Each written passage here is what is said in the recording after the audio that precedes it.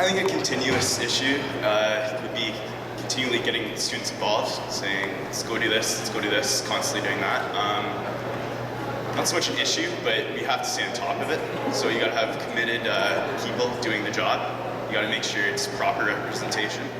And that's about it. Stole my Thank you. answer. Our biggest pro is probably our biggest con as well. It's student involvement, because for some of our events, it fluctuates how many people we get. But the thing is, if one of our events isn't well attended, well, that's how it goes. And we just all have enthusiasm for our next event and just hope it's better attended.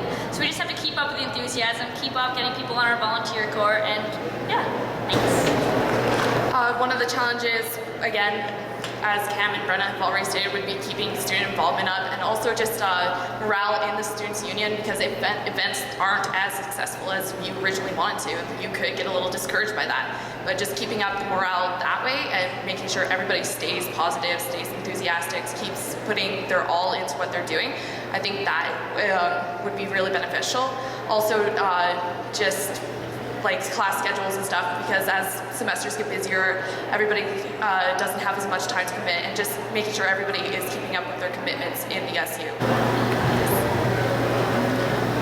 My biggest personal challenge would probably be, since there's only one representative for my faculty, it's going to be a lot of work for me to be able to bring my whole faculty together. So I'm going to have to make sure I'm very involved and really closely listening carefully, and really just being perceptive to what's going on around me. So, yeah. I think that my biggest challenge as an arts and science student, I'm sure all the other arts and science people here can also relate, that every course that I have, almost everyone, also has a 3-hour lab. And it feels like it doubles the course load. This morning I wrote an exam, and at 3 o'clock today I have an exam, and I have 2 tomorrow too. So I feel like my biggest challenge will be scheduling and conflict of times. So I'm just going to have to be really careful with time management and planning ahead, and working with the other arts and science to make sure that we can still get everything else done. As a student body, not to beat a dead horse, but once again, engagement. Because there's such a diverse group of people, you know, one event's not going to work for everybody, so you kind of got to get everybody involved. My personal thing would probably be, like he said, time management. Like, I do a lot of volunteer work. I have a wife that I need to spend time with at some point. Otherwise, she's going to leave me, and that's just no good.